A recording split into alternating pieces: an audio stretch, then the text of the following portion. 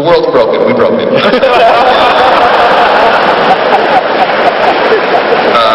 boy. I feel bad. I'm not going to blow smoke here and say everything's fine outside and give you a copy of all the places you'll go when you graduate. Because the places you go might be Bangalore, India, if you want a good job. Because your dream has been outsourced. Just to prove how easy it is to outsource, I actually had my speech tonight written by a very nice young man named Rajiv from Bangalore, India. If you don't like the jokes, I assure you they were much better in their original Urdu.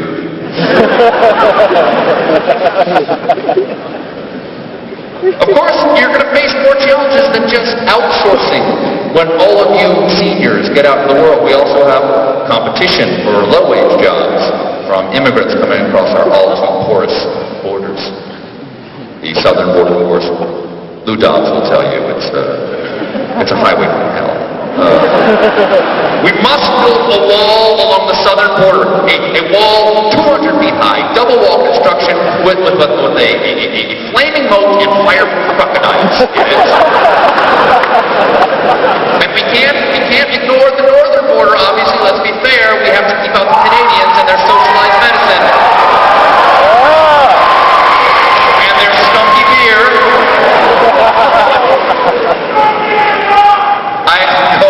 I assume from that reaction that there are some Canadians here tonight. Is that it? I should apologize. I won't, but I should. By the way, does anybody know what I say? Skunky Canadian beer? Skunky? You know what I mean by that? Like Moosehead? Have you ever had Moosehead beer? No? No? Just me? All right. It's a beer. It tastes like its name, Moosehead. It tastes like you were giving a moose head. And all that only works for Canadian. Thank you very much.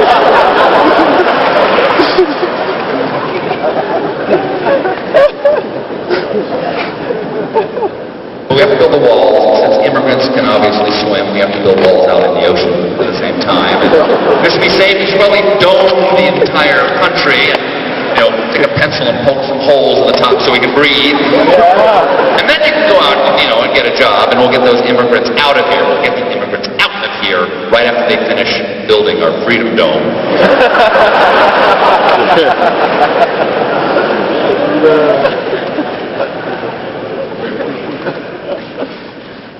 If you do stay, and for those of you who aren't going to be out for a few years, congratulations. And let me just give you some advice and things that I learned when I was in college.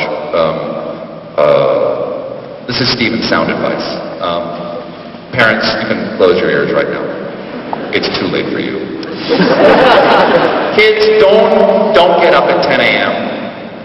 and wake and bake and blow off half your glasses. Get up at noon and wake and bake and blow up all your classes. All I'm saying, this will help you too.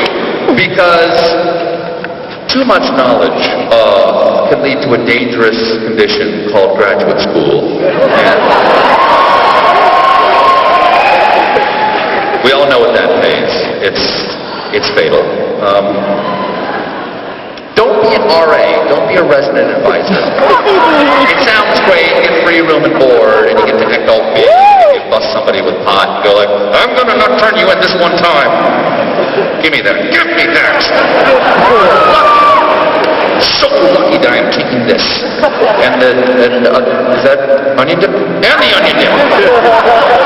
So lucky.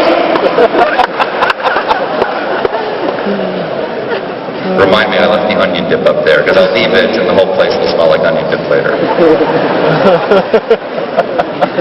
Because being an resident advisor is not all fun and games, because too often, other people's problems end up thrown on your doorstep, and they very often involve other people's vomit, and someone's got to clean that up. I've got another advice for you.